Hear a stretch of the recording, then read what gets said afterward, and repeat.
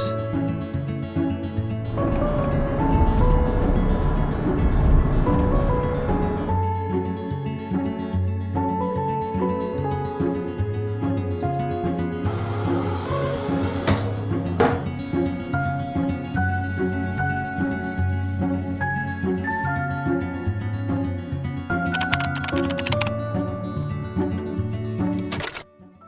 Kyushu is now my favorite place in Japan.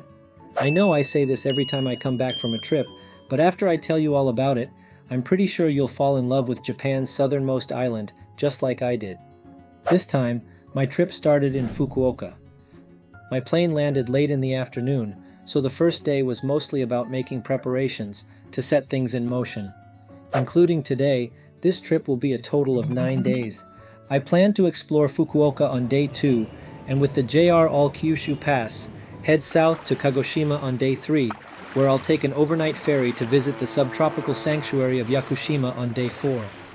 After that, I'll return to Kumamoto on day 5, and from there, head to Aso National Park to admire the volcanic landscapes on day 6. Day 7 will take me to Nagasaki, and on day 8, I'll climb Mount Yufu in the onsen town of Yufuin. Then on day 9, it's back to the airport for my flight home. Before this trip, I didn't know that planning a trip to Kyushu takes way more time and effort than, say, planning a trip to Tokyo or Kansai. Public transportation just isn't as convenient here. And since the trip is so focused on nature itself, there's a lot more that can go wrong, and not much you can do about it. This itinerary has already gone through 2 major revisions, which meant reshuffling plans, canceling and rebooking all my hotels, just to make sure everything goes smoothly. I'll probably make a video on this and share my experiences very soon. Fukuoka Airport is easily one of the most transit-friendly airports in Japan. It sits proudly in the middle of this Venn diagram, which is almost too good to be true. It's super close to the city center and connected by regular subways and buses, making the trip to and from the airport cheap, easy, and quick. Honestly, it's a breath of fresh air after some of the most chaotic transits I've had at other airports in Japan, which I'm sure some of you are all too familiar with. After landing in the international arrivals, I followed the signs to the shuttle bus stop, hopped on a free ride to the domestic terminal, and entered the subway station to grab a Fukuoka IC card, one I didn't even know existed. From there, it was just 2 subway stops before I was standing in front of JR Hakata Station, right in the heart of Fukuoka. The whole process took only 30 minutes and cost just 260 yen. By my standard, hell, by anyone's standards, that's an outstanding first impression.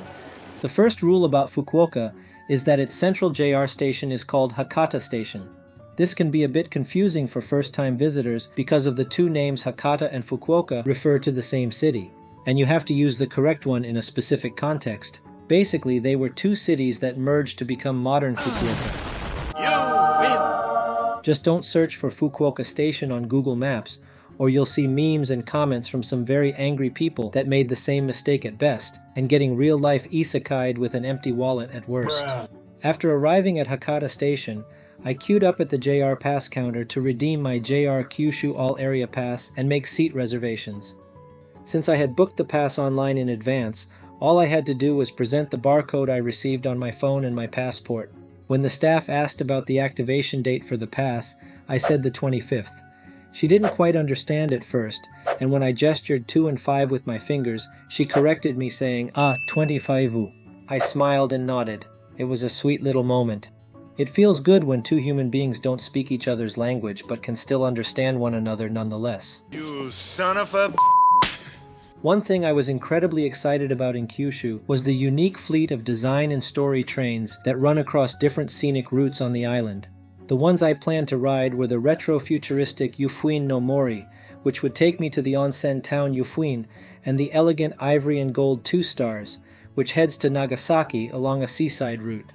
Since I already knew the exact dates and times for the trains I wanted, I grabbed a seat reservation sheet from the counter, filled it out, and handed it to the lady.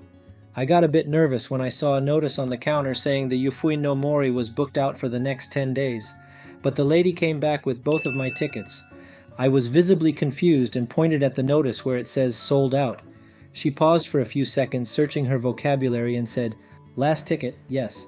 Somehow she doesn't know a 25th, but that last ticket came out all right. It was kind of funny. But either way, guess I got real lucky and get to ride the trains of my dreams. It was definitely another win for Kyushu. After getting the tickets sorted, I needed to drop off my backpack before going out for a bite to eat, so I headed towards my accommodation. Even though I'd never been to Fukuoka before, the city felt oddly familiar at first glance. It has that distinct, not Tokyo, not Osaka generic big Japan city vibe to it. The JR station in the heart of the city is busy and loud, surrounded by flashing signs for food, medicine, and electronics. But if you take just a few steps away from all that, everything quiets down pretty quickly. It's one of those goes to bed every night at 8 city. I know Fukuoka has a vibrant nightlife, but it seems that outside of certain dedicated areas, it's pretty chill at night. But I guess we'll see as I explore more. Since I was traveling alone, I booked a capsule hotel near the station. From what I saw online, people were often quick to dismiss capsule hotels as a genuinely viable option. But from my experience staying at capsule hotels and hostels across Japan, most of them were excellent. Of course, they're not 5-star Hilton or Marriott level of excellent, but if you're aiming to spend no more than $100 a night, the top-rated capsule hotels are often better than more expensive options in that price range. They're usually clean, relatively spacious, and don't feel like the compromise you're led to believe. Sure, you'll get the occasional aggressive snoring and the mandatory early morning phone alarm barrages, but the capsules block out most of the noise. Plus, I always sleep with earplugs just to be safe, so I almost never have a bad night's sleep staying at one of these. This time, the hostel I stayed at had its reception on the 9th floor, with lockers and showers on the 7th floor, and sleeping pods on the 4th. You had to take a dedicated elevator from the 9th floor to access the other levels, so it took a bit of route planning every time I went back. But that's really my only gripe. The hostel had a pretty cool lounge with a balcony offering a nice view from 9 floors up, and the sleeping pods were spacious enough that when I sat up straight, there was still plenty of room above. Not much to complain about here. After getting a quick shower and leaving my backpack in the locker, I headed out to seek food for the night. I'm in Fukuoka, so there was no better time to try Hakata-style ramen, and if you've had Ichiran before, you already know what that is. Hakata Ikusha, another iconic Hakata-style ramen chain, had its main store just a 5-minute walk away. I was expecting a grand establishment, but to my surprise, the main store was just a tiny restaurant easily overlooked among the thousands of other ramen places in the city. There was already a small line outside, so I joined at the back and waited. It only took a short while. The ordering process was the typical buy your tickets at the door, hand it to the staff, sit down, and wait for your order standard procedure. I went with the recommended plus a ridiculous Japan classic carbs on carbs combo. When the ramen arrived, it had a distinct foamy broth I hadn't seen before. Apparently it's their signature aged tonkotsu stock. The ramen was fantastic, the broth was rich and aromatic, the noodles firm and chewy, and everything came together in great harmony. It felt perfectly balanced, as everything should be. But I won't put on a surprised Pikachu face and tell you this is a mind-blowing once-in-a-lifetime experience. It's not. Nor is Ikusha trying to serve some over-the-top, life-changing ramen. It's a humble place aims to offer great Hakata-style ramen, and it has achieved that goal fantastically. I think that's the best compliment you can give it. The mentai don, on the other hand, was interesting. I've had mentaiko before in 7-Eleven rice balls, and since there's only a small amount in those, the spiciness and slight fishiness were at a level I actually liked. But the mentai don was a completely different experience. It came with whole sacks of translucent fish roe on top of rice.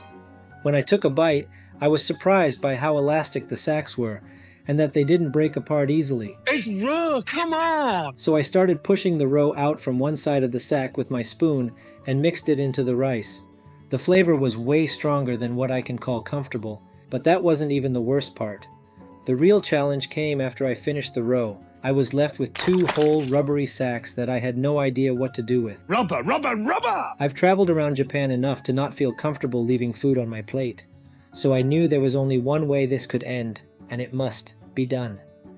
I mustered all the courage from my ancestors and gobbled down the sacks with the remaining rice. As uncomfortable as it was the right thing to do. I was proud of myself. I was the last customer when I finished my meal.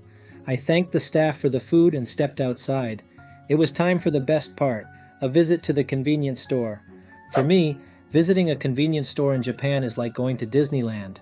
There's always so much fun and excitement to be had behind that door. But unlike Mickey, who robs you of all your life savings, as long as I walk in with a 500 yen coin in my pocket, I'll come out of the door a very happy man. Tonight, we'll go with a classic grapefruit chew hai, one of my favorites, and a packet of beef jerky to pair with it. Back at the hostel, I decided the fancy lounge was where I would host the little late-night guilty pleasure session. Since everyone else was quietly minding their own business, none of them were invited. The chew hai was as good as always, cold, fruity, and extremely refreshing. It doesn't leave a dry and sour taste in your mouth like a beer would, and when paired with the jerky, it was just the right combo to scratch that late-night itch. After a few sips, I decided to take it outside to enjoy the late summer breeze. The moon was shining brightly with a few stars shimmering beside it. Looking down, tiny people were busy crossing tiny streets. In that moment, you were alone in a distant land, far away from it all. This feeling is what I have been traveling for, I think. Once I finished up, I headed back to my sleeping pod and put in my earplugs. There's a long day ahead of us. It's time to say goodnight. I'll see you in 8 hours.